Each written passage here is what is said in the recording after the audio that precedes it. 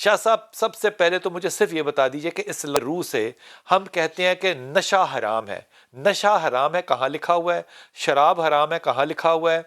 یہ حرام نہیں مانتے جو لوگ کہتے ہیں قرآن میں کہیں نہیں لکھا ہوا، ان کے لیے کیا تبلیغ ہے آپ کی؟ بسم اللہ الرحمن الرحیم. سب سے پہلے تو میں اس مافیا کی بات کرنا چاہتا ہوں جو چین بنی، یہ بھی جو تعلیمی اداروں کی یہ بات کر رہے تھے جہانگیر صاحب. سچی بات ہے کہ علامہ اقبال رحمۃ اللہ علیہ نے حدیث نبوی کا ترجمہ کیا تھا کہ طائر لاہوتی اس رزق سے موت اچھی، جس رزق سے آتی ہو پرواز میں کوتاہی. ایسا رزق کمانے والے یاد رکھیں اپنی نسلیں تباہ کر رہے ہیں، اپنا وجود تباہ نہیں کر رہے ہیں، اپنی نسلیں تباہ کر رہے ہیں، اپنی نسلیں تباہ کر رہے ہیں یقیناً. دوسری بات نبی کریم علیہ السلام نے خود فرمایا تائس عبد الدینار، یہ درم و دینار کے بندے ہیں، اب اللہ کے بندے نہیں ہیں، یہ روپے پیسے کے بندے ہیں، اب اس کی بندگی میں لگے ہوئے ہیں اور فتنہ پیدا کر رہے ہیں معاشرے کے اندر. جہاں تک تعلق ابھی آپ نے جو سوال کیا، قرآن مجید فرقان حمید میں اللہ تعالیٰ خود فرما رہے ہیں انما الخمر والمیسر والانصاب والازلام رجس من عمل الشیطان فاجتنبوہ لعلکم تفلحون. یہ فعل شیطان ہے. فرمایا کہ یہ پہلے فرمایا یہ رجس ہے، نجس ہے، ناپاک چیز ہے. دوسرا فرمایا کہ یہ شیطان کا عمل ہے. تیسرا فرمایا فاجتنبوہ، یہ حکم ہے اللہ تعالیٰ کا، والامر للوجوب، اور حکم جو ہوتا ہے یہ فرضیت کے لیے ہوتا ہے. فرمایا اس سے بچو، شراب سے، الخمر سے بچنا ہے تم نے.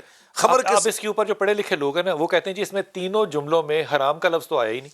یہی تو ان کی کم علمی ہے. اگر وہ قرآن کے اسلوب کو جانتے ہو نا اور شرعی احکام سے وہ واقف ہوں تو ان کو پتہ ہونا چاہیے. جو ابھی میں نے عبارت پڑھی تھی وہ کیا ہے، الامر للوجوب، کہ جو چیز فرض کرتا ہے اللہ تعالیٰ اس کے لیے حکم آتا ہے یا نہیں آتی حرام کے لیے. تو جو اللہ یہ حکم دے رہا ہے کہ اس سے بچنا، یہ حرام چیز ہے، اس سے بچو، اجتناب کرو، یہ عربی گرامر کے لحاظ سے یہ امر کا صیغہ ہے. اور امر وہاں پہ آتا ہے کہ جو اللہ فرض کر رہا ہے، یعنی اس سے بچنا فرض ہے، یعنی حرام ہے تو اس لیے ہم نے اس سے بچنا فرض ہے. میں کیونکہ عربی گرامر کو سمجھتا نہیں ہوں، میں عام طور پہ اس کی جو تفسیر کیا کرتا ہوں نا ڈاکٹر سراج صاحب کے ساتھ بیٹھ کے کیا جاتا ہے، اللہ تعالیٰ نے جنت نصیب فرمائے، کہ اگر اللہ یہاں پہ کہتا ہے نا یہ حرام ہے تو آپ کہتے کہ حرام تو فلاں کا گوشت بھی ہے، تو اگر بھوک لگ رہی ہو اور مرنے والا ہوں تو کھانا اللہ نے کہا ہے کہ اتنا کھا لو کہ بچ جاؤ، تو میں اتنا پی لیتا ہوں یا کر لیتا ہوں نشہ جتنا کہ میری زندگی کے لیے ضروری ہے. اللہ نے کہا یہ فعل شیطان ہے. بالکل وہاں پہ وہ ریورسبل ہو سکتا ہے، یہاں پہ ریورسبل نہیں ہو سکتا. بہت خوبصورت، مر جاؤ نشہ نہیں کر سکتے. بالکل. اور نبی پاک یہ حکم ہے.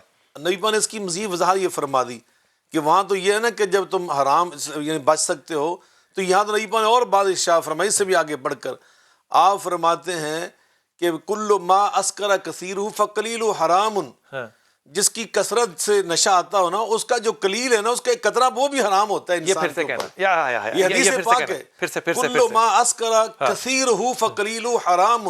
ہر وہ چیز جس کی کثرت حرام ہے، کثرت جو تمہیں نشے میں ڈالے وہ حرام ہے، اس کا قلیل بھی حرام ہے. یہ آرگومنٹ نہیں ہو سکتا کہ مجھے تو نشہ ہی نہیں ہوا، یہ نہیں آرگومنٹ ہو سکتا. بالکل وہ ناپاک ہے، وہ حرام ہے، اور وہ قلیل میں بھی اتنی کی حرام ہے جتنی وہ کثیر میں حرام ہے. یہ حدیث پاک ہے. اب اگر یہاں بھی نہیں سمجھ آتی نا تو پھر اس کے بعد صرف معافی ہو سکتی شاہ صاحب، اور تو کچھ نہیں ہو سکتا.